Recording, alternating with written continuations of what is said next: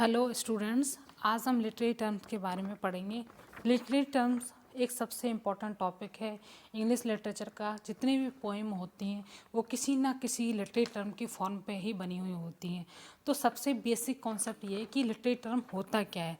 Literary term जिस तरह से आपके जो हिंदी है लिटरेचर, उसमें अलंकार, छंद वगैरह होते हैं, मुहावरे, लोकोक्ति होती है, उसी तरह इंग्लिश लिटरेचर में भी लिटरेरी टर्म का एक टॉपिक होता है, सेम उसी टर्म में। जैसे तुम्हारे हिंदी में छंद वगैरह होते हैं, ये चीज़ें हमारे जो भी क्रिएशंस होती हैं, चाहे पोइम हो, चाहे नोवेल हो, चाहे प्ले हो, इन सभी क्रिएशनों को एक डिफरेंट अर्थ देती हैं, एक डिफरेंट मीनिंग देती है और एक डिफरेंट कलर भी देती हैं। तो सबसे इम्पॉर्टेंट ये है कि लिटरेरी टर्म होता क्या है। लिटरेरी टर्म की डेफिनेशन है, literary term refers to the technique, style and form. जो भी फॉर्मेट, कोई भी चाहे स्टाइल हो या कोई टेक्निक हो, जिसमें कोई भी राइटर है, पोइट है, अपनी पोएम को, अपनी जो भी प्ले है उसको फॉर्म करता है, उसकी जो टेक्निक होती है वो एक अलग तरीके की टेक्निक होती है जो उसे एक डिफरेंट क्राइटेरिया में ले जाती है। उसका सोर्स बताते हैं कि इस राइटर ने इस फॉर्म में इस पोएम को लिखा है, और उस फॉर्म को ध्यान में रखते ही हम स्टूडेंट्स हम उस पोएम को पढ़ने की कोशिश करते हैं, उस पोएम को समझने की कोशिश करते हैं। ठीक है, तो जो लिटरेरी टर्म होते हैं वो बेसिकली हमारी कोई भी राइटर है उसके द्वारा जिस फॉर्म में उसकी पोएम को, उसकी जो भी बुक है उसको लिखा गया, उसकी टेक्निक को ही हम लिटरेरी टर्म कहते हैं। इससे क्या होता है, जो स्पीकर है और चाहे राइटर हो, दोनों ही उसकी स्ट्रेंथ, जो भी उसकी कंपोजिशन है, उसकी स्ट्रेंथ है, उस पर फोकस करते हैं कि, और उसका जो मेन आइडिया होता है उसको हम इजीली समझ जाते हैं।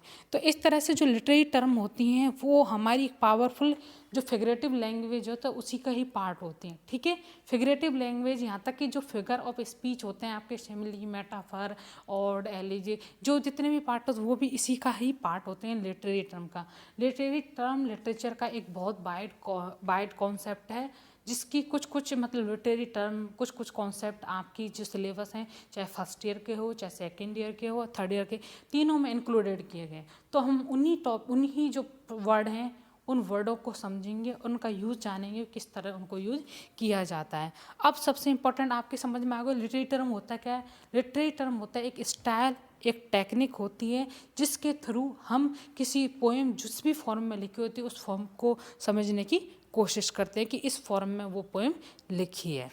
ठीक है, इसके अलावा जो आपकी पोएम है वो जो लिटरेरी टर्म जो भी फॉर्म में आपकी लिखी तो उसके हम उसके हिडन मीनिंग को समझ लेते हैं। सेकंड बात ये आती है कि हमारे अंदर कि एक पोएम है वो चाहे 12 जैसे सोनेट है आपकी, तो हमें पता है वो कितने 14 लेंथ की होगी, किस तरह लिखी गई होगी, शेक्सपियर सोनेट कैसे होती हैं, मिल्टोनिक सोनेट कैसे होती हैं। तो हम इस तरह से उनकी जो वो हमें मीनिंग देना चाहते हैं वो पोएम, उसको समझ लेते हैं, उनकी क्या कहना चाहते हैं उसको ईजिली समझ लेते हैं। ठीक है, इसके अलावा एक तो ये होगा क्यों यूज़ करते हैं राइटर, वो एक स्टाइल और टेक्निक होती है। सबसे इंपॉर्टेंट बात तो लिटरेरी टर्म क्या होती है, एक स्टाइल, एक टेक्निक होती है जिसके द्वारा ही कोई भी राइटर है या स्पीकर है अपने कंपोजिशन को एम्पैथाइज करता है या उसकी स्ट्रेंथ बताता है। ओके, उसके अलावा इसमें एक पावरफुल फिगरेटिव लैंग्वेज ही होती है, जैसे फिगर ऑफ स्पीच होते हैं ना, इन द सेम भी ये भी एक पावरफुल फिगरेटिव लैंग्वेज होती है। ये हमें राइटर हो चाहे स्पीकर हो, दोनों को इस बात को अलाउड करते हैं कि किस तरह से वो सोसाइटी पर कोई कमेंट करना चाहते हैं या कोई मॉडर्न ट्रेंड चल रहा है उस पर कमेंट करें। तो इसमें क्या होता है कि जो राइटर है लेकिन वो अपने मूड को, अपनी जो लिखने की जो टेक्निक है उसके मूड के द्वारा अपनी बात को कहने ईजिली कह सकता है। जैसे अगर किसी ने किसी पे सैटायर किया है तो वो सैटारिक वे में अपनी बात को कह देगा, यदि किसी ने आयरनी किया तो आयरनिक वे में, यदि उसको किसी चीज़ का लॉस हुआ है, अपनी पर्सनल ग्रिफ है, तो वो उसको एलिजी के फॉर्म में कन्वर्ट कर देगा, या उसको बैलेड, उसको पुरानी कोई चीज़ है तो उसको बैलेड फॉर्म में कन्वर्ट कर देगा, या उसको बहुत ही एलिवेटेड स्टाइल में लिखना है और एपिक फॉर्म में लिखना है तो वो एपिक लिख देगा। तो इस तरह से जो हमारे जो लिटरेचर है उसमें डिफरेंट डिफरेंट टर्म यूज़ की हुई, डिफरेंट राइटिंग स्टाइल को प्रोवाइड करने के लिए। ठीक है, तो जो इन एक्चुअली में जितने भी टर्म्स हैं इनका यूज करके जो राइटर है एक डिफरेंट क्राइटेरिया में चला जाता है, एक डिफरेंट हमारे सामने एक डिफरेंट अपना व्यू रखता है और उसकी थॉट को हम इजीली, हमें जब उसकी फॉर्म को, जिस फॉर्म में वो अपनी पोइम को या अपने नॉवल को लगता है, तो उस फॉर्म को समझकर हम उसका जो हिडन मीनिंग होता है उसको इजीली समझ जाते हैं। ठीक है, अब आपके समझ में आ गया कि लिटरेरी टर्म होता क्या है। ओके, इसके अलावा लिटरेरी टर्म एक ऐसी मतलब पावर होती है लिटरेरी टर्म में जो कितना भी सीरियस या कॉमेडिक मूड बना देती है। अब ये तो मैंने बताया, जितनी भी चीज़ें लिखी गई एक प्रॉपर फॉर्म में लिखी जाती हैं और उस फॉर्म को ध्यान में रखकर ही हम उस पोएम को पढ़ने की कोशिश करते हैं। ठीक है, ये जो लिटरेरी टर्म है ये सबसे इम्पॉर्टेंट टॉपिक हो गया आपका। लिटरेरी टर्म की डेफिनेशन समझ में आए कि लिटरेरी टर्म की डेफिनेशन होती क्या है।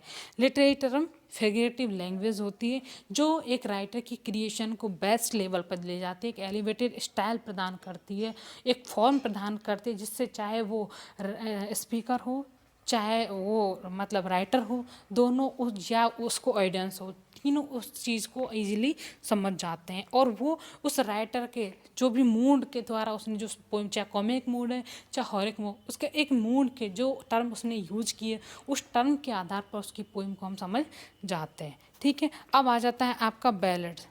अब यहाँ धीरे धीरे हम जितने भी आपके टॉपिक, जितने भी आपके सिलेबस में जितने भी लिटरेरी टर्म यूज़ किए हैं, हम उन टर्मों के बारे में धीरे धीरे यहाँ पर पढ़ेंगे। सबसे पहले हम लेते हैं बैलेड्स को।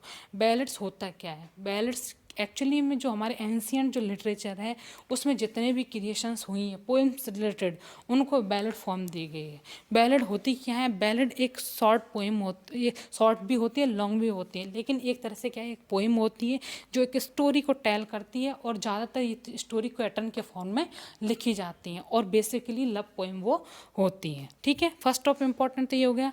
अब आ जाता है कि सबसे एंशियंट जो हमारे लिटरेचर थी उसमें बहुत सारी बैलेड्स थी। बैलेड एक स्टोरी को चाहे एलिवेटेड स्टाइल में बोले, वो एक स्टोरी बोलती हैं, एक स्टोरी कहा जाती है, जिनको हम कहते हैं कथाएं बोलते हैं। बैलेड्स को अपने हिंदी में कथा बोलते हैं।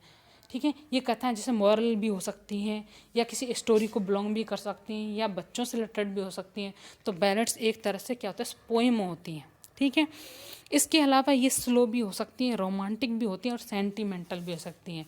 बैलेड्स एक तरह से कोई भी, जिसका मेन मोटिव होता है पोएम फॉर्म में होना और दूसरा एक स्टोरी को टेल करना, और ये बेसिकली लव पोएम्स होती हैं। इनकी खासियत ये होती है कि इनकी सिंपल लैंग्वेज होती है, इनमें स्टोरीज होती हैं और रिपीटेशन होता है, और ये क्या होता है, बहुत ज़्यादा कैरेक्टरफुल भी होती हैं। इसमें डिफरेंट डिफरेंट कैरेक्टरों का एक जाल होता है। ठीक है, अब जो सैमुअल टॉलर जो कोलरिज हैं, आपके जो रोमांटिक फेमस रोमांटिक पोइट हैं एस.टी. कोलरिज, उनकी जो फेमस उनकी जो क्रिएशन थी rhyme of the ancient mariner, जिसमें एक ओल्ड सेलर के बारे में बताते हैं और किस तरह वो अपनी जो सी वॉयज के बारे में बताता है और कितनी हाई एलिवेटेड स्टाइल में अपनी बात को रखने की यहाँ पर वो कोशिश करता है। इसके लिए वो जो एक पर्सन मैरिज में जाता है उसको रोक लेता है और तब जाके अपनी बात को कहता है, और लेकिन उसका जो अपनी बात को, अपनी जो भी उसकी सी वॉयज हुई थी उसको कहने का जो तरीका था उससे वो बहुत ज़्यादा हमें लगता है, बहुत ज़्यादा